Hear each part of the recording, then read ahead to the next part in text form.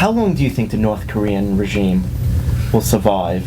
It's been the million-dollar question for years. However, the dynamic over the past 18 months with the new president of China has distanced himself from the head of North Korea and has not been happy on numerous occasions, supposedly. Yeah. How long do you think this will go on for? I have no idea, Joe.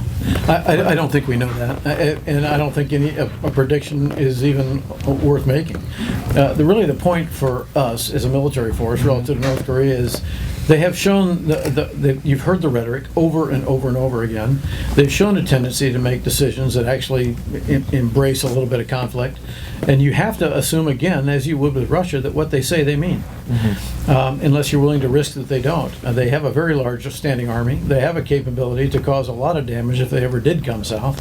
And so our job is to make sure we're ready to deter, hopefully, and if not, defeat any incursion that is made by North Korea. So we look at them more as an objective to be ready for, as a force to be contended with, and we can't afford to not be ready for that. But how long, you just visiting China, say a year ago with Betty, how long do you think China's going to tolerate North Korea? The basically main backer that keeps them going. I don't know. A lot probably depends on where North Korea goes.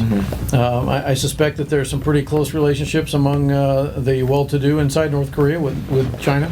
I suspect that there's family interaction. I suspect there's economic interaction. I have no idea what the details are of those relationships. And so I think we'll just have to wait and see. I would hate to try and guess what the Chinese think about North Korea. You have to ask the Chinese. Not a betting man today. Yeah, no. What are the three greatest? Well, Joe, interesting that you say that. In my job, I can't afford to be a betting man. We're in a very practical business, and the idea is, what do you see? What is the problem? Can you deal with it? And the job, KT mentioned the Joint Chiefs. Our job is to tell the Secretary of Defense and the President, we can deal with it, or we're accepting this amount of risk because we can't deal with that. So we tend to be very practical, more street smart than brilliant, more focused on near term than visionary. And when change happens, it tends to be a revolutionary idea that we kind of evolve toward. It's usually not revolutionary change.